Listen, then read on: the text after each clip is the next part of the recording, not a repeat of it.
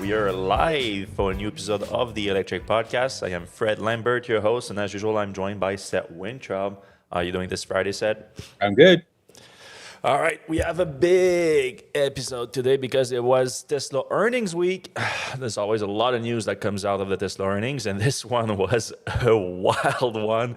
Elon was, the most bullish you've ever seen him, and there's an inverse correlation between how bullish Elon is on a call and how bad the earnings were. And that was like the worst earnings that Tesla had in a long time and the most bullish that Elon has been in a long time. So let's start by looking at the actual earnings. And then we'll go into all the comments that Elon and Tesla said that were, let's say, newsworthy. And there's a lot of interesting stuff. We're going to get into hardware 3 stuff that I know that impacts a lot of people, including a lot of our listeners. We're going to get into the solar. So there was some solar talk, some Optimus talk at the end, and everything. But if we look at the actual earnings, it was a big miss. Like, let's say there's nowhere around it. It was a huge miss. The expectation was 27.2 billion and 77 cents per share for earnings, and Tesla came in at 25.7 billion, so over $1 billion miss on the revenues, and 73 cents per share. So a big miss more significant miss on earnings too. But that's not really it doesn't really showcase exactly just how bad this is. So obviously this was for Q4, but we also have now the full year earnings that comes with that, since we have all the 2024. So here are a few of the highlights here. The non-GAAP earnings per share in 2024 completely was down 22%. So growth in earnings is gone. Then you have the actual income from operation down 20%, also quite significant. So Tesla is, like, by any metrics imaginable, is not a growth stock anymore. But that was very weird about it. It's like, if you look at the stock, so I like when the earnings comes out, I like to watch the stock live after market at the same time. Like, it's almost like a clear indication of how good or bad the earnings are before you can dive into everything. Because normally I'll go directly at the earnings per share and I go the revenue just to put it in the article, because that's what people are looking at first normally. But then you have to digest the whole earning. And Tesla stock, at the very first went down because he had big miss, but then quickly started gaining back up, even before Elon started getting on the call and everything. And it's not clear exactly why, because we have the full shareholder deck and everything. And I guess the main thing, gross margins are down too, costs are down, but gross margins are down also. So there's no improvement there. There is Tesla guiding again, coming back to growth for this year, but they did that at the last earnings too. Elon said a 20-30% growth in deliveries in 2025, attached to, of course, self-driving and the new models that are coming out, the cheaper new models. Tesla reiterated their cheaper new models, but again, it's just reiteration, so there's not really anything new. And then if you start diving a little bit more into the earnings here, and I'll skip an article and then go back, because I think if we stick on the earnings, it's important. It's this here. So a quarter of Tesla's earnings was linked to recognizing a gain of 600 million on Bitcoin. Literally. That's what it was. Tesla, the rule changed on how you file your crypto on your accounting basis. And Tesla bought them all the way back, I think, in 2020, 2021, and then sold a bunch of them in 2022. And then they only accounted on their balance sheets the costs that it cost them to buy the Bitcoin. I think it was 184 million, all the way back to, that was in 2021, yeah. And that never changed on their accounting, but with the adoption of the new ACU 2023-808, you have now to account for their fair value. And so Tesla, the Bitcoin increased a lot since 2021 when They increased a lot, went back down, and now went back up. So they had now to account for they have close to $1 billion in Bitcoin instead of 200 something million. And so that was a 600 million mark-to-market gain that they had to realize on this. So you went from 2.3 billion in net income down to 1.7 billion in net income if you remove the Bitcoin. And then if you remove the incentives, the regulatory credits, Tesla basically made $1 billion in Q4, down year over year 86% versus the prior year, the same period the prior year, 86%. At $1 billion a quarter, Tesla is trading basically at 400 times its earnings right now. That's wild. It is huge. So why did it went up? That's the big question, because everything from a financial basis, from a fundamental basis, looked terrible for Tesla. Tesla is not growing anymore. The energy storage business is growing. Did I put the post in there? I actually broke down the... So it is a silver lining, the energy storage. It is growing, but the revenue per gigawatt hour is going down, though, because Tesla has slashed the price from $1 million, from a 1.5 million to $1 million for the Megapack. And that has hidden their margins a little bit. So now Tesla is making, in Q4, even though they had a record deployment of energy storage, they're making the less they ever made per gigawatt hour deployed. But it's still a growing business. But they're not making as much money, so it's not compensating at the earnings level as we can see now. And then everything else is just bad for Tesla right now on the earnings. But the stock shut up. Why? I think this was the biggest one. When I was looking at the aftermarket, when Elon came out and made that comment, the stock went up. And is that Tesla said that Tesla will launch unsupervised full self-driving as a paid service in Austin in June. So that's an update on his comments from the previous call, where he said that Tesla would release unsupervised self-driving in Texas and California in Q2. So this is an update from that. So there was a lot of speculation around what that meant exactly, unsupervised self-driving in California, Texas in Q2.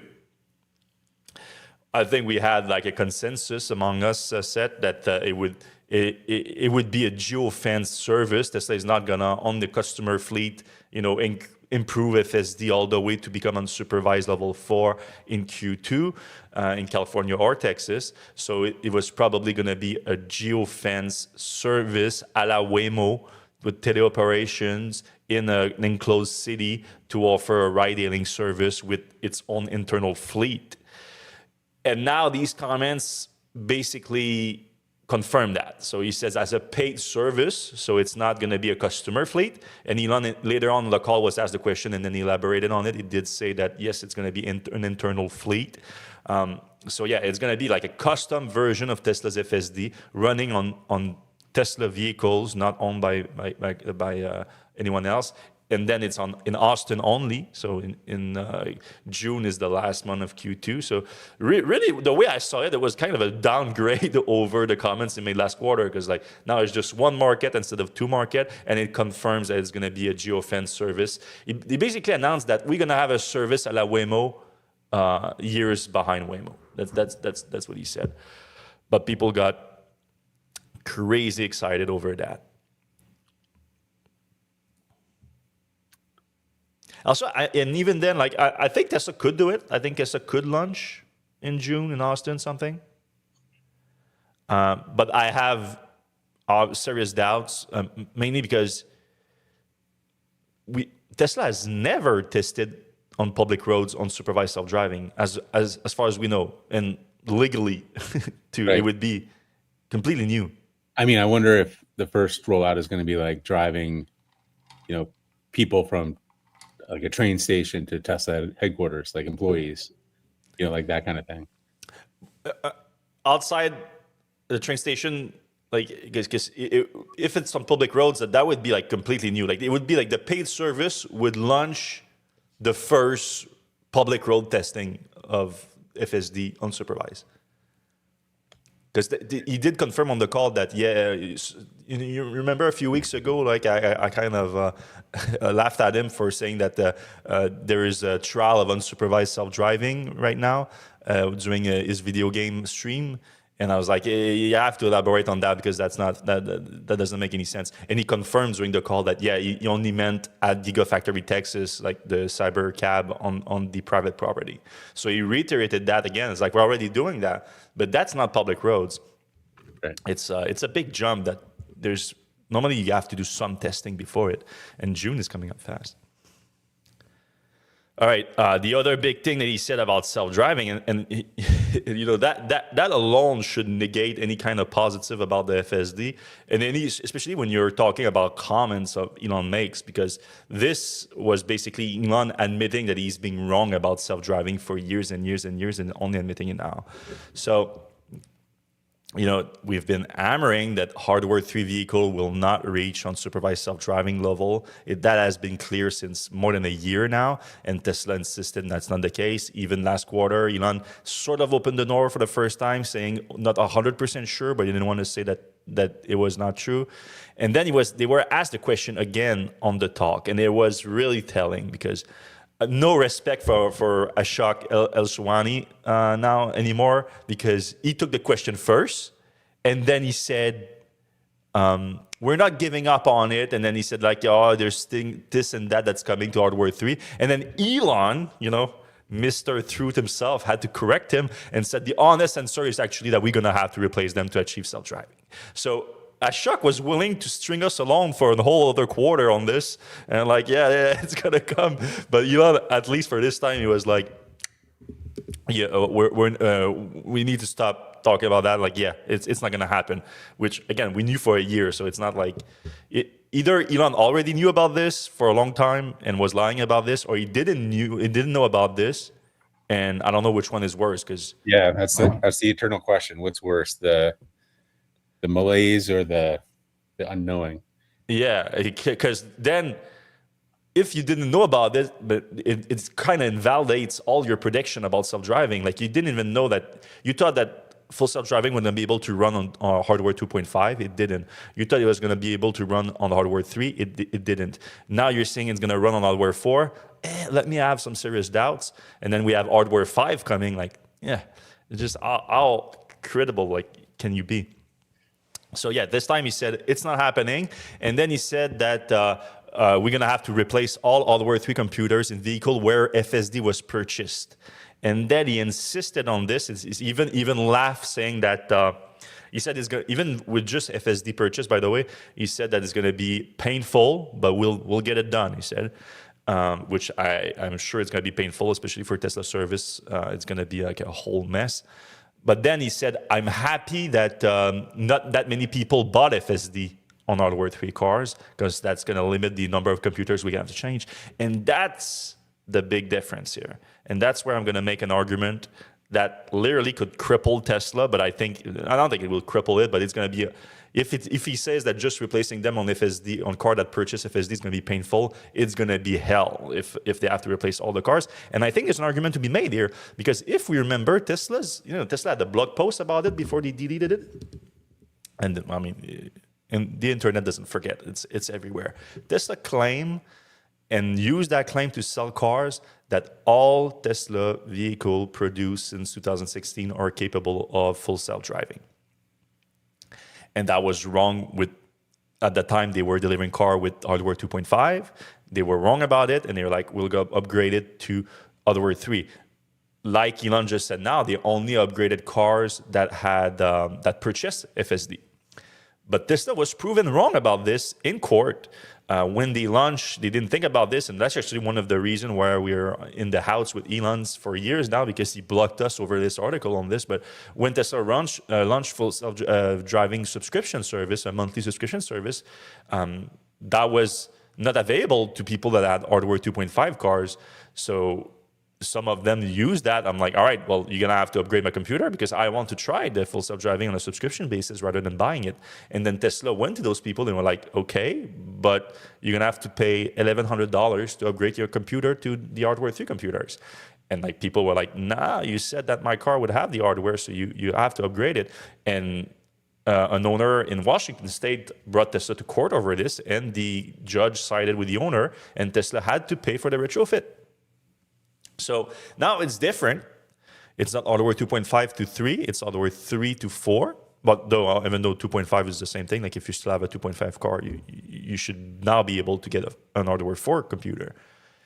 And the difference is like, now you don't even really need to say that you want to buy a subscription to FSD to get the new computer, because Tesla CEO himself admitted that your car cannot achieve full self-driving while he said it would. And now it doesn't. So that directly affects the resale value of your vehicle. Every vehicle out there, millions. We're talking millions right now. We're talking everything from 2016 to 2021, 22, I think is when it started. And then some all the way to 23 still had the hardware 3. We're talking about millions of vehicles. And technically, it was false advertising. Tesla said all those vehicles would be capable of full self-driving, and Elon just admitted that it's not the case. So there's a real argument to be made that Tesla needs to replace those computers on all those vehicles, unless those people don't want the new computer, don't want full self-driving, but then they should be compensated for the resale value impact of their vehicle. So there has to be something to be done there. I think that makes sense. That's just as simple. We have Eric here that says he's a 2023 and 3 owner, so one of the last one on the hardware 3. Yeah, you're owed a new, even if you don't have FSD, you should have hardware 4, because you were sold that car saying that you would get full self-driving capability, and Elon just admitted that it's not achievable on the current hardware. It's as simple as that. It's really, there's no, like a lot of Elon sympathizer like to try to, mostly like people are invested in Tesla really, are trying to play it down as like, nah, it makes no sense. Only when people with, now they say only people that bought FSD, but a few months ago they were saying like no one should get a hardware 3 upgrade because there was an excuse for that. So there's always going to be an excuse, but people need to hold. The excuse was that they were going to get full self-driving working on hardware 3, right? Hey. So we should get into the like real world consequences here. We have a couple readers who are mentioning that they're on hardware 3. They want to know what's going to happen. Both you and I are on hardware 3, right? Mm-hmm. I am of the opinion that it would be nice if Tesla would say something like, "Hey, you're on hardware 3. You bought full self-driving. Here's $5,000 off a new Tesla with hardware 4. That way we don't have to do a $5,000 with FSD transfer." With that, obviously. That could be a solution, obviously, because not everyone would take that. Some people don't want a new car. Some people, but so I think there needs to be more. But that could be something that would remove some of the liability that comes with having millions of vehicles that needs to be upgraded. I agree with that, and I think a solution in that vein that you just described, or the path forward, because everything that I see, like Elon said, it's going to be painful, is like, don't know, Tesla doesn't seem to have a retrofit ready. Hardware 4 is not directly retrofittable to hardware 3. It would need to be some kind of hybrid. That thing Greenbound, right? That was a hardware. Yeah, but not even that was not retrofittable to hardware 3. It didn't have the same. It only had the hardware 4 connectors for the cameras, because the cameras are different too. So you need to have something that match with the hardware 3 cameras, because you cannot retrofit all the cameras too. And then you bring in that brings up another point. Is like, all right, is the cameras a limiting factor in hardware 3 vehicles too? And that's a legit problem, because the hardware 4 cameras have much higher resolution. So you have to ask yourself that. And at the end, I think it's going to be upgrades, vehicle upgrades with a big deal to discount them. That will make more sense than having to change all these vehicles, because first of all, that retrofit doesn't even exist yet.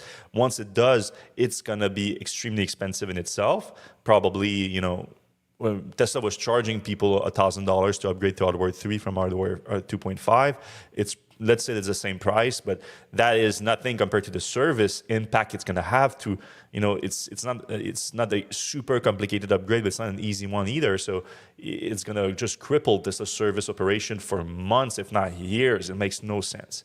So there has to be another solution for that. And something in that vein that you mentioned of an upgrade with a big discounts in FSD transfer could be the case. But I don't trust Elon to be willing to do that right now. I think it's going to have to go to the courts. I think people needs to file class actions over this, because Elon signaled right away, as he finally admitted, even though his head of FSD was willing to string people along, was willing to lie. If Elon thought that now, for sure his head of FSD knew that for a while. Tesla was willing to lie again on this, and then Elon corrected him. A little thumbs up for Elon for a while, once in a while. But then quickly he took the narrative and it was like only for people who bought FSD. That's not what Tesla said, and that's not the lie that you use to sell cars for years. So no. All right, there was a little bit of a talk of solar. So if you remember, it was earlier this week, so we didn't discuss that. But before the earnings, I put a post together when I went to saytechnologies.com, where Tesla shareholders vote on questions that are going to be asked on the earnings call. And my article on it was like, it was all about broken promises, because every single question was like, yeah, this thing that didn't happen, is it going to happen now? Like Roadster, solar roof, Tesla Semi, the ability for Tesla shareholders to invest in other Elon companies, all things that he's been promising for years and it just doesn't happen. And solar roof has happened, but one of the questions was like, has Tesla given up on solar roof? Because Tesla doesn't even report solar deployment anymore. And we remember back in 2020, I think, that Tesla was saying that they wanted to reach by the end of the year 1,000 solar roof installation per week. And by 2022, we got a leak with a bunch of data that showed that Tesla was not installing more than 23 per week. So that was 2 years later and way off by northern magnitude. So, and they were asking, have you given up on it? And Elon said, no, they have not given up on it, but so that's something that we reported last year. Tesla has kind of shifted away from installing the solar roof themselves and now relied on third-party installers. So they still produce them, they still sell them to installers that then sell them to the customers and install them for them. So it mostly goes through third parties and doesn't go through Tesla. But there's no indication that the installation rate is any higher than what we previously reported. Like it's still a very, very small product for Tesla. But he said something wild. He said, I think it looks really cool and your house generate electricity. And if you combine it with Tesla Powerwall, then you can be self-sufficient, so that even if the grid turns off, even if the grid turns off for several days, your house will still work and your roof looks awesome. So it's like, I recommend anyone who can afford it, get Tesla solar roof and Powerwall. Your family's life might depend on it, he said, which is pretty, on par for Elon. Just exaggerate that solar roof is going to save your life. I think what he meant is like, you're going to have power even if the grid comes down, if you have power walls and solar roof. But that's also true of any solar and energy storage solution. It's not just solar roof or just Tesla products. Still on the energy front, Elon said that they are building a third Megafactory to produce a Megapack. And that's surprising, because his exact sentence was, so we have our second factory, which is in Shanghai, that's starting operation, and we are building a third factory. So we're trying to ramp up stationary battery storage as quickly as possible. So yeah, Tesla has the Lathrop factory in California, capable of producing 40 gigawatt hour. It was just fully ramped up or so. Gigafactory Shanghai was just completed recently, and now they're going to start production there. And now they say that they are building a third factory. I don't know if he mean like in the future, like we're working on building one, or if he means we're building like it's in construction right now. I feel like no, because if it was in construction, we'd probably know about it by now. But it's interesting. Now we need to keep an eye out on Tesla's apparently working on a new factory somewhere, but specifically for the Megapack. And yeah, I think I touched it. Okay, here I did the math here of like the profits per gigawatt hours of Tesla energy storage deployment, and you see the deployment went way up in Q4, but the profit per gigawatt in billions is way down. It's the lower it's been all year, despite the record deployment, and that is partly because of the price cut that I mentioned, and also there's competition now. BYD and CATL, who sells to Tesla to build Megapack and other energy storage product, they were like, hey, we sell the cells already, so might as well do the pack ourselves and sell that. And that's what they're doing now. And they are, the giant, the biggest energy storage facility in the world now, which used to be Tesla's in Australia, then Tesla's in California. I say Tesla. Tesla builds the pack for them, but they are owned by other people and managed by other people. But they were used Tesla batteries. Now the biggest one in the world is in Saudi Arabia. I think so. It's in the Middle East. I think Saudi Arabia, and it is the batteries are made by BYD, and both the batteries and the pack. My understanding is that. So there's serious competition with Tesla Energy now, but it's still growing super fast, and Tesla needs credit for that. But like you see here, like you see the revenue from Q2 with 9.4 billion was roughly the same as in Q4 with 11 gigawatt hours, so almost 2 more. All right, the big kicker, the big difference maker in this earnings that like Elon kept hammering on in his speech. That's what he spends the most time on in his speech at the opening, and then there was a bunch of questions about it, and he still hammered that. Is like Optimus. Optimus, it's what's going to save Tesla. Have you seen Dune 2 set? Yes. The second Dune Part 2? You have? There's a scene that in that where Paul Atreides, it's played by Timothée Chalamet. He drank the poison, and now he has like full vision, like he can see like the future and everything. And there's this very cool scene where his mother asks him like, "So what did you see?" and everything. And he does this thing like very solemn. He's like I've seen like everything, and I see a single path for us to survive. And like he does this thing with his hand, it's like, I've seen all the path and I've seen just one, like that and everything. And Elon basically did that scene during the earnings. He was like, I see a path, just one single path that we can achieve where Tesla would be more valuable than the 5 biggest next company combined. The guy really, he thinks he's like Lisan Al-Gaib. But his path is Optimus. And Elon said, on the shorter term, he said that the internal goal now is to produce 10,000 Optimus robots this year. So that's a lot. And normally with the shorter term goals, Tesla is pretty good at. But even him, he said that that's going to probably not happen. It's like it's an ambitious goal, but at least several thousand. So that alone could be interesting. Like Tesla has several thousand humanoid robots going around its factories and working and everything. But then that's when the wild stuff started happening. Like he said after that, that Tesla won't increase production like 50% a year with the robot. It's going to be 500% a year. He said that the current production line that they're working on right now, they're designing, so it's not being built or anything. It's 1,000 units a month. The next line will be 10,000 units a month. And then next year, they are working on a version 2 of Optimus, which Elon claims will be produced at a rate of 100,000 units a month. And he said at that point, it will cost less than $20,000 to build, so they're gonna start selling it to other people, and then everyone's gonna have their Optimus, and then they're gonna build like 500 millions of them a year. And he said all that, and like people started believing him, and the stock went up 5%, even though Tesla had its worst earnings ever. I mean, building Optimus shouldn't be that hard. It's just hardware, right? It's and they did it. Yeah, they add a bunch. It's the software that's hard. Right. The software is the hard part. So like, who's not to say they can't build 10,000 of them? I mean, they know how to mass produce stuff. They've got assembly lines. They've got lots of parts. They got lots of batteries. Doesn't seem like a big deal. What would be a big deal is like actually one of those doing something useful. autonomously without teleoperation, without human intervention and all that. Yeah, that's the difference maker. You're right, and that's what we need to see, and we have not seen that so far.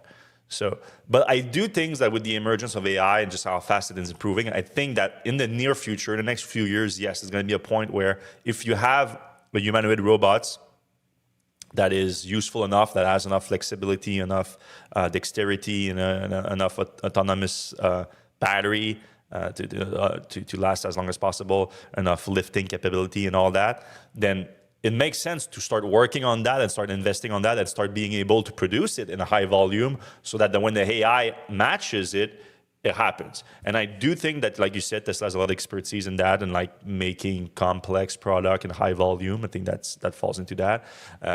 Batteries, a ton of expertise on that. Inference computing for self-driving cars. You can use that to power the brain of the robot. So all of that makes sense. I don't know that Tesla is going to be ready on the software side, and I see also a lot of competition on that front. Like I think a lot of other companies are working on humanoid robots, and they are also working for waiting for the AI to match that. And I know that super big AI companies that are, OpenAI and all that are working to have their models work in those robots as well. So I think OpenAI is working some kind of like Android model where, their brain can be put in any kind of robots and so on. So I think, let me ask you about that really quickly. Yeah.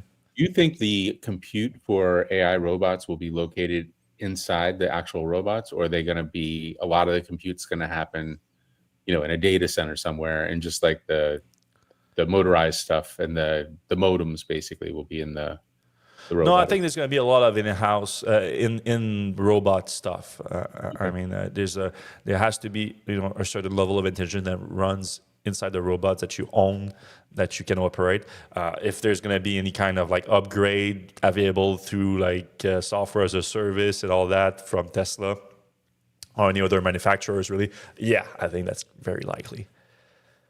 In fact, I think that Tesla is going to achieve like useful robots, and I don't mean like selling them necessarily. Like I mean, like if they're planning to build 10,000 of them this year and use them in their factory, it's because they are planning for them to be useful. Because 10,000 robots that are just like sorting cells like that, like that's not even a real task it's doing. Like it's not really useful. So I think that Tesla's going to achieve a useful robot before they achieve a successful unsupervised self-driving level 4. I'm very confident of that, because you don't need a humanoid robot to be as useful as a human worker to have value. Not as useful, not as skilled. It needs to be able to replace certain tasks, and it's already super valuable if you do that. So, but on the other hand, self-driving, you need your self-driving vehicle to be as good, if not better, than not only the average human driver, but the most skilled human driver. And the failure of doing that has terrible, dangerous outcomes. So it's a completely different game. So I think Tesla's going to get a lot closer than that. Even if they launch an unsupervised driving service in Austin in June, because that's, like I said, that's going to be a geofence teleoperated system. So it's not going to be really what was promised. Real quick, that's kind of another question, like a high level one. Like, do you think that, like, so I think we talked about this before, but do you think that Tesla gets so two parts. One is the Optimus the best robot form? Like, it looks like a human. It has humanoid, kind of like arms and legs. But is that like the final form of like a useful robot? Maybe it should look like, R2-D2, or, maybe there's other forms like for more specialized stuff rather than, like us. Like we're like this because, cavemen and monkeys and whatever, but maybe there's I think in the like far future, yes, I think like you can design robots for specific tasks that, and then optimize it that like it's just perfect for a specific task, and you need them in a certain volume enough that makes sense to design a product just for that. But right now in the world that we live in, just most tasks in the world are designed for a human to do. So having a generalized humanoid robot and you deploy that in that task, you actually reduce the deployment cost so much that it makes sense to develop a robot for that. But yeah, I think in way the future, you're gonna see like people are like, yeah, I mean, this robot is great and everything, but this task is so necessary, whatever it is, that it makes sense to design a robot just for that. And that's what we see in like manufacturing application and all that. And that makes sense. But if it's basically it's the AI that advanced that, because the AI if you can generalize it and it's able to just look at a human doing a task and then replicate it, then that is the value. But to replicate it, you have to have the same tool as a human, up to a certain degree, obviously. So I think that's the biggest value here. But yeah, going back to Tesla for a second, like, we've been called a lot of like Tesla haters lately and all that. I mean, I reject that description. But really, my problem with Tesla right now is like, it's not Tesla anymore. I think Elon like put it in a completely different direction. So I look at the earnings and I see like Tesla is so huge in the EV industry that Tesla having a bad quarter like that, having a bad year, deliveries going down, earnings going down, and everything, it is bad for the industry, for the entire EV industry. Like we're gonna get into some of those articles. Remember, we see people pulling away from EVs now, and it's not great. And I think that's as you want to give Tesla credits for the EV revolution in the last 15 years, and obviously it should get credit. It should also get credit for Elon now, like kind of screwing it up a little bit with Tesla, with these deliveries going down, with margins going down, with Cybertruck, you delete Elon from 2019 to 2025, and you replace him with old Elon, and you probably don't have a Cybertruck. You probably have a cheaper electric vehicle. You probably have several more models than the only thing we have new since 2019 is Cybertruck. That pushed the entire industry even more to go further, while Tesla, instead of being stuck at 1.8 million unit, now probably by 2025 it's like 2.5, 3 million units, whatever what it was supposed to be, and so on. So I think that's my main issue. Like I think as much as I want to give credit for Tesla for the EV revolution, I think what we're seeing now is the result of Tesla slowing it down through Elon Musk lack of leadership. Does that make sense? Yeah, I mean, I see that, but I wonder, like, the people who are going to buy a Tesla and decided not to buy a Tesla, they're probably buying an EV from another manufacturer, right? Or are they going back? Yeah, but those are people I think that were like already on board with electrification, probably maybe thanks for Tesla, maybe not. But the actual, like, there's a lot of people that just don't even follow politics, don't even care about Elon Musk and everything. But if Tesla, instead of launching the Cybertruck, would have launched a $25,000 model like it was talking about for years and then never did it, if it had released a van, if it had released like a smaller commercial vehicle, like all of that, I think those things would have contributed a lot more to the effort than what happened with Tesla in the last few years. That's more my point. But yeah, you're right that I see a lot of people like the new term that I see people using is swastika. When reference to Tesla, the swastika is like, I'm getting rid of my swastika, but I don't see a lot of people saying I'm getting rid of my swastika and buying Hemi Silverado, like they're buying like the another electric vehicle. Right. All right, we have 6 other news items to discuss. We're already 38 minutes in, but we're gonna have a little bit of time to talk to you guys. So if you guys have questions for us, any comments, any question about any of the topics that we discussed today, or any other topics in the EV world, you can put them in the comment section right now. We're gonna get to them in about 15 minutes.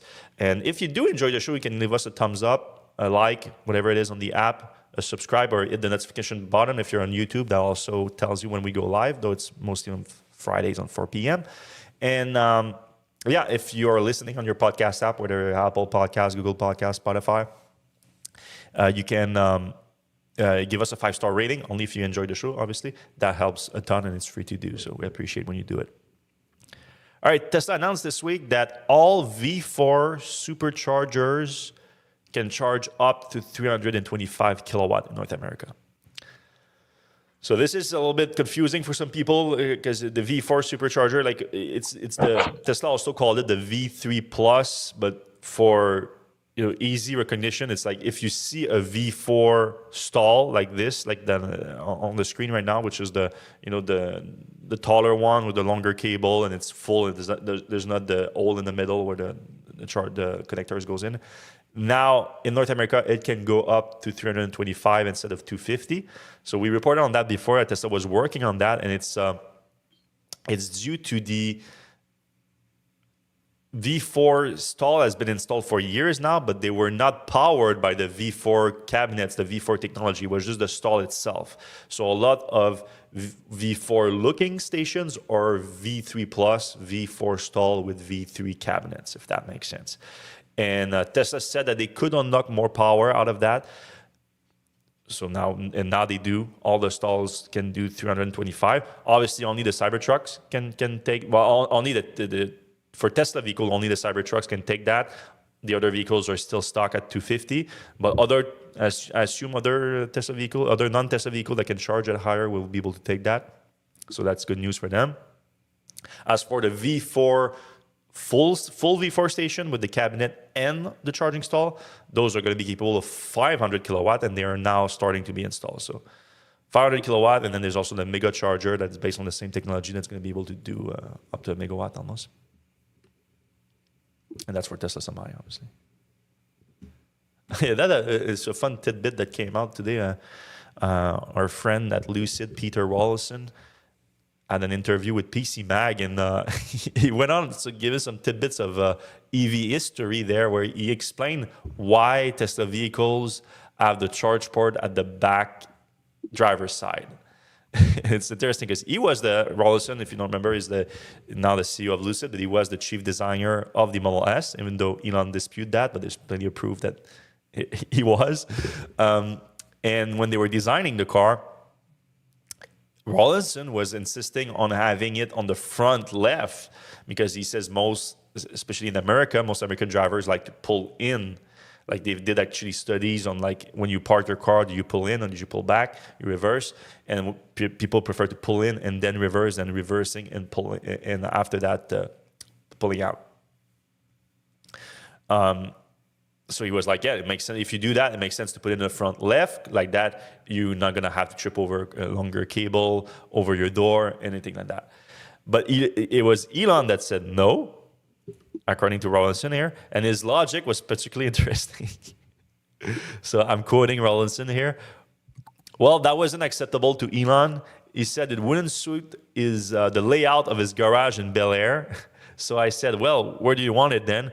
What suits the layout of your garage in Bel Air? He said it's going to be the rear because you could trip over the cable. If not, I assume.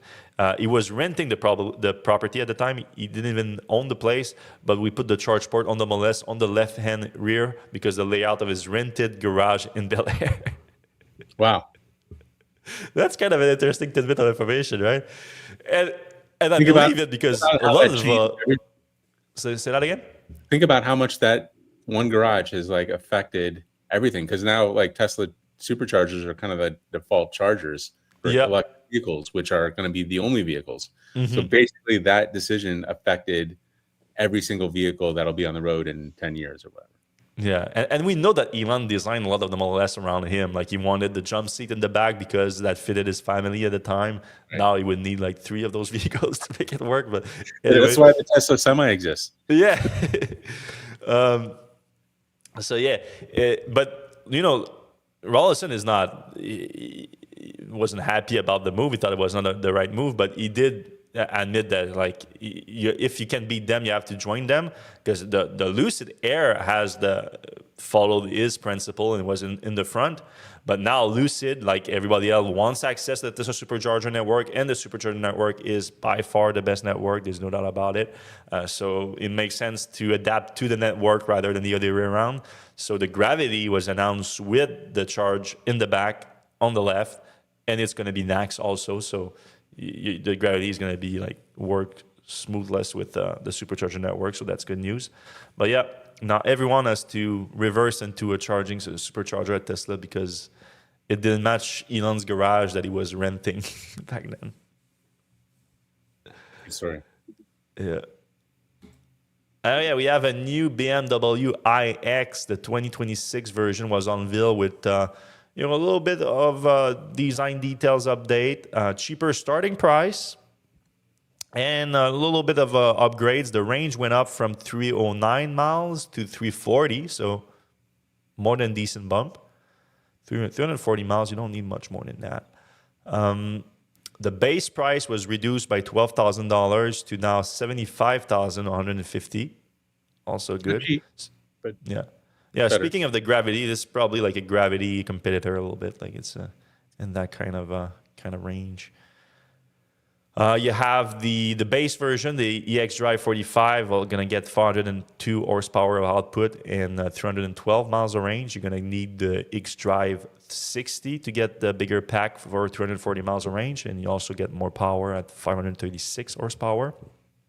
And you have the M version that gives you another 100 horsepower more, and that's also 40 more, 650. That's 40 more than the previous MIX. 0 to 60 in that M model is going to be 3.6 seconds, 155 top speed. So yeah, apparently, like I'm not that, like I know what, if I see on the road, I recognize an iX, but I'm not that familiar enough to the design to see really the big difference here in the 2026. But apparently the kidney grille that they call, here the little front tooth are updated and lights in them, they're illuminated. I don't know if we're supposed to see that there. Oh, they're like the outside is illuminated? Yeah, is that illuminated or is that just like a trim? I don't know. Probably. Some updates to the interior, a new curve display. Those seats look sick though. I like those seats. I like the diagonal. Yeah, it's different, but it works. So yeah, here you have your models. So if you want the 340 miles model, you're gonna have to pay up $88,000, and if you want the M model, it's 115. So not cheap. And they're coming relatively soon because I think production is starting next month or in March, but that's in Germany, so it's gonna take a while before it hits the U.S. market. But later this year, it's gonna be in the U.S. too.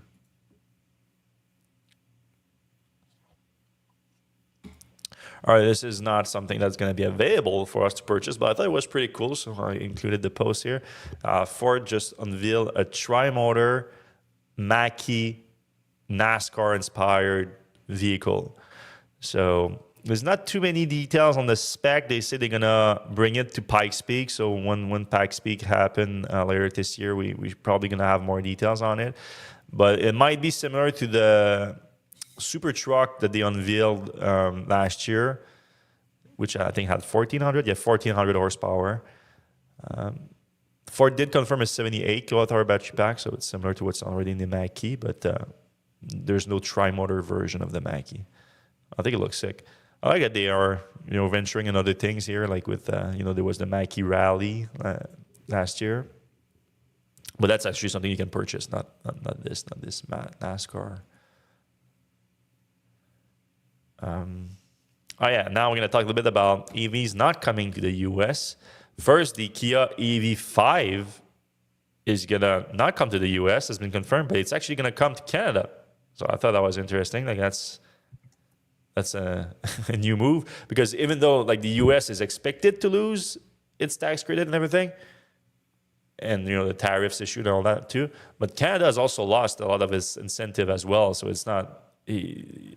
Normally, if you're not going to enter the U.S. market, you're probably not going to enter the North American market. But Kia has actually confirmed that EV5 is coming. So do you think it's like a size thing? Like you think Americans won't like it?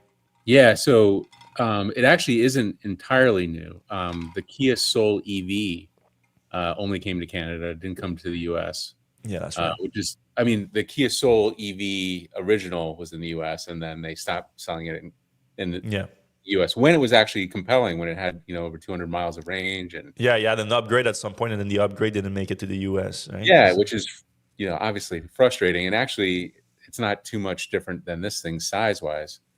So Looks better though. Like this looks better than the Kia Soul, I think. Yeah, I mean, it looks great. Like I don't know why. Like it doesn't make any sense to me. And of course, we ask our PR contacts, like, what do you guys? What's the what are your thoughts here? And they're just like, like somebody in Korea is like, no go. Like we don't know. We're here, but we're just here to sell what we sell. So I guess if you really like this thing, you can go to the north and drive one down and try to import it. Yeah, do something like that. But yeah, so it's gonna have NACS. So it's gonna be one of the first, if not the first, Kia with NACS. Oh no, well Hyundai has already, but I don't know about Kia. Yeah, they're jumping on the NACS wagon pretty quickly here. Yeah, the Koreans are quickly on that. 60 and 81.4 kilowatt hour options, front wheel drive and all wheel drive also available. Price expected to be around 40 and 50. I don't know about that. I don't know if that's price that was expected in the US. I don't know. I would doubt this is Canadian dollars right now. Why? Because it's too low? Yeah, it would be too low, I think. Maybe starting at 50, 60, maybe it makes more sense. But if they sell, range of up to 300 miles, like that's not going to be the 60 kilowatt hour version, obviously. But yeah, let's say 250, 200 something on 60. What's an Equinox go for in Canada? That's a good question. Yeah, that would be the equivalent of the Equinox, right? Something Equinox like EV Canada price. What are we looking at? Starts at 45. Huh?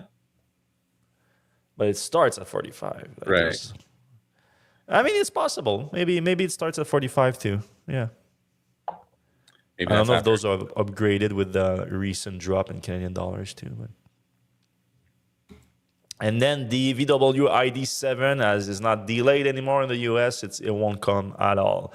So this thing has been supposed to come last year and then was pushed to this year. It's been available in Europe for a while. Every time I go to Europe, I see them around and I'm like always shocked. Like, oh, I forget this. We're supposed to have this thing. It's not coming.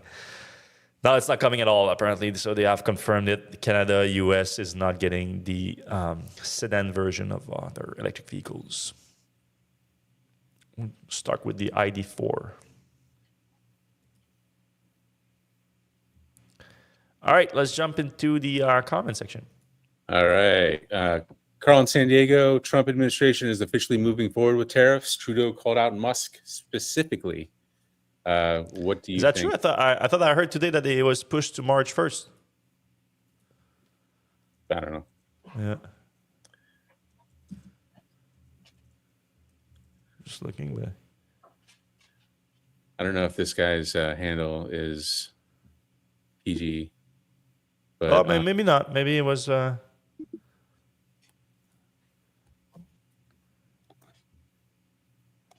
no, apparently not. Okay, he's right. Yeah, apparently they're moving forward. All right. But it's not going to be wide tariffs on everything, though, is it? Is it going to be just specific things, right? I assume. I saw, so I'm in Vermont, and we only care about Vermont things. People are very happy about the maple syrup production is going to be more valuable now that we don't have to contend with the Canadians maple. You have to be careful with that. There's real cartels of maple syrup. I know. I've heard stories. It Yeah. sounds pretty amusing. Yeah. There was a big heist at one point in Quebec. Millions of dollars. Oh, man. So we don't need to read the name of this guy. And I think mere ketamine poisoning would open up an opportunity to make billions shorting this fraudulent stock. Ukrainians have an easy way to fund their defense for cheap. I don't know what. I tweeted today, like I retweeted a short that announced that he's closing his short position. And I'm saying you should be careful shorting this stock because it doesn't trade on fundamentals. It doesn't trade on it. It trades on Elon's lies. And as long as you have enough people believing those lies, the stock is going to go up. Right.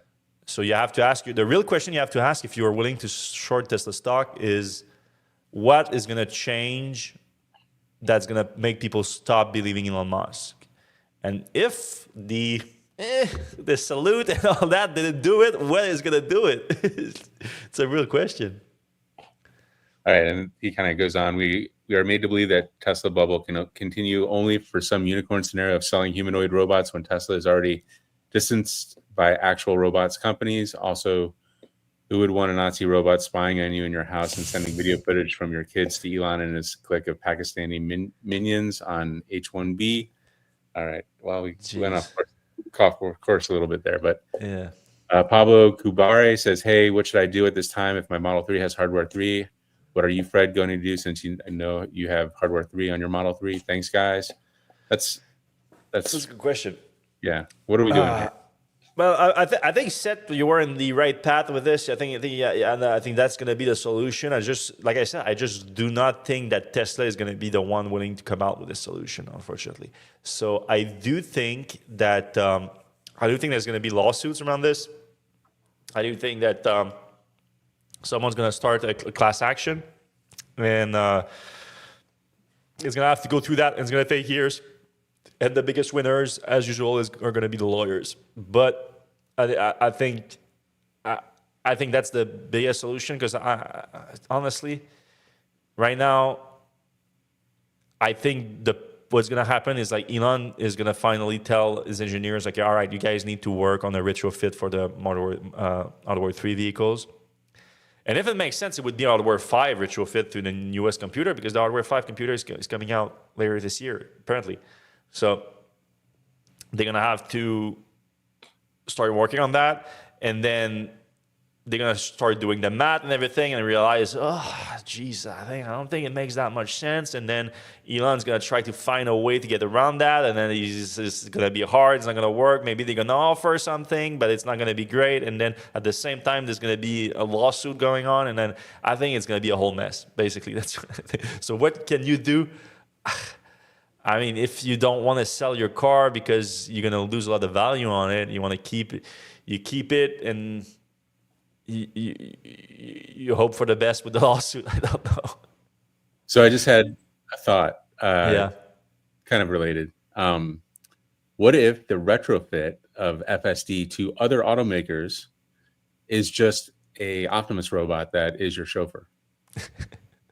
Right? Like, But then it takes up a seat in your car. yeah. I mean, it could probably just be on the side or something. Yeah. I mean, I'm sure that the Optimus robot's going to get a better computer than the Hardware 3. But then I'm not even sure that the Hardware 3 computer is the only bottleneck in the Hardware 3 cars, too. I think the cameras That could be like might be a bonus of Optimus. Like, say, Tesla focuses on Optimus, and part of its brain is big enough to like do full self-driving, like car self-driving. So everyone that's an Hardware 3 car gets an Optimus for free. Is that what you're saying? I wasn't going to say that, but that would be nice. But what would be nice is like, say, you don't want to drive a Tesla, but you like full self-driving in your like Cadillac Escalade or something. One of the pitches for the robot would be like, all right, this robot's going to, clean your house and give you a back rub, but it also will be a limo driver for you, and it's going to drive you around. I don't know. By the way, I don't know if you missed that, but Elon did again reiterate that Tesla was in talks with other OEMs about integrating full self-driving. Who do you think's on that list? We talked about this before. I don't know, but I don't even believe that that's true. But he also said that if you don't have full self-driving, you're going to be dead. Like the company is going to die. It's like, does that include Tesla? Yeah. Right. I guess so. And a similar question, I thought I read an article indicating that if you have Hardware 3 and FSD, they will upgrade your hardware. Maybe someone can confirm. That's what he said, but there's no plan to do it right now. Right. All right. Seth and Fred, you are a great example of successful Canada-U.S. collaboration and partnership with zero tariffs. Well, could you please advise your respective governments on how it's done? Yeah, we're sorry about the tariffs. I mean, my bad. There's a free trade agreement between the U.S. and Canada, and Trump is using some very strange tactics to walk back all of that. So yeah, I mean, it's definitely hard to be in his head, and I want to be in Trump's head and like try to find ways around that, because it makes no sense. And obviously, also threatening to almost invade Canada or make Canada the 51st state. It's Why don't you guys come down and take Vermont? That would be amenable. That'd be fun. Yeah, I don't know. Maybe it's gonna start like the first maple syrup war. The maple syrup wars. I love that. of 2025. Hail Dark Tesla. year. Eric Penchman says 2023 Model 3 owner here with hardware 3. So a lot of us. I just looked at the Tesla app, and FSD is still available to buy for my 2023 Model Y. They should remove that. That's a good point. Yeah. I mean, if it's not going to exist, and they're going to have to upgrade it anyway, maybe they should pull that. I don't know. Yeah. They still would like to take the cash, I'm sure.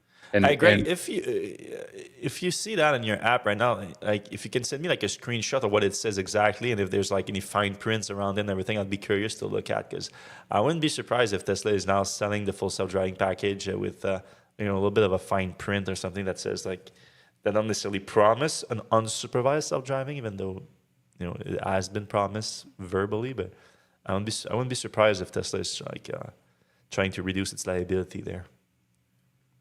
yeah, it's funny because it's like it'll say like supervised FSD with supervision, also supervised. Like there's like And like improvement in capacity with future software update, but not necessarily like actual self-driving capabilities. It's weird. a lot of that. Are we anti-Tesla in our podcast like the news site? I would say we are similar, but we're not anti. We're just giving you facts. Yeah. That's why I see like every time now when someone like calls me like, oh, you're just a hater and everything, like points to something inaccurate in what we're saying that we use in a negative way, or shut up about it, because we're just stating facts. It's just the facts happen to be bad. Like you're like, oh, you guys turned bad, especially over the last year on Tesla. Tesla has been doing bad last year. The earnings just came out. They're down 53%. It's bad. All right. Eric Williams says the auto market seems to be changing so fast. Gas, electric, self-driving, Tesla hardware with 3, 4, 5. Is it safer to lease when considering a new purchase versus buy? What do you guys think? Yeah. It does make sense. Like if you can get good terms on a lease, like I would definitely consider that before anything else. In Canada, though, you have to be careful. Model 3, Model Y, there's no buyback. So once the lease is done, Tesla gets the car. So for better or worse, so you take that into account. In the U.S., I think it's a little bit more flexible. All right. We talked about R2D2 as the poster robot for useless, can't get over a door threshold. Yeah, okay, so that was not the good robot form factor, but we'll think. And R2D2 can easily get over a door threshold. Like, don't underestimate R2D2. You're crazy. All right, there's something defending us. Justin, being entirely reliant on the Model Y is the biggest issue. A smaller, more compact version of the 3 or the Y, like Tesla may be doing with newer models, may take sales from the 3 and Y as well. Yeah, it's inevitable. I think Troy Teslike, is a kind of an analyst, a Tesla analyst on Patreon and Twitter and Blue Sky now. He had an analysis of that, and he said so Tesla reiterated again that they're launching the new, more affordable vehicles this year, first half of this year. They won't be able to produce that many of them this year. It's not going to be like a big impact, and they're going to cannibalize the rate. And he estimates it about 50%. So like if they produce 50,000 new vehicles this year of the new models, it's not 50,000 more vehicle that this is going to sell this year. It's 25,000, because 50% of those are going to come from people that we're going to buy a Model 3 or Model Y. So you have to take that into account for sure. So it's not going to contribute that much to Tesla's growth, if any growth this year. All right. Electric Brian says, Trump says 25% tariffs on Canada and Mexico coming Saturday. So does Equinox EV, HO Mexico, go up in price 25%? But that's what I want to see. I don't know the exact. Also, the Mustang Mach-E is also HO Mexico. Yeah. And a bunch of other vehicles. So. Yeah. And a bunch of parts, a ton of parts for U.S.-made vehicles come from Mexico. So I want to see exactly if it was made official, because if it was made official, it was made in the last hour or so since we've been on. So we need to go check it out. Any updates on the Ford 120-volt charging bug? My truck won't charge at greater than 12 amps on a 120-volt EVSE. That does sound like a problem, especially because the truck's use a lot of electricity, and 12 amps, especially in the winter, it's probably not going to give you much, but I don't know much about it. Yeah, I'm not aware of that spare to clear issue either. We can ask our Ford people. Yeah. Carl says that's priceless. The story about NACS port placement, big ego fail. What do you think? The more affordable model is coming in first half of 2025, an actual new model or a decontented Model 3 hatchback? Yeah, I think it's going to be very close to Model 3 and Model Y in design and shape. Probably a little bit smaller, not too small, but a little bit smaller. And yeah, with fewer features and probably closer to a $35,000 price point. And yeah, that's going to be attracting to a lot of people. But yeah, it's also going to take some sales from Model 3 and Model Y. The only sensible position for charging port on the EVs is the passenger side front. That way it can nose into superchargers as well as charge curbside without being affected by passing traffic on the road. It's kind of a good point. I was thinking about that. I read this comment earlier, and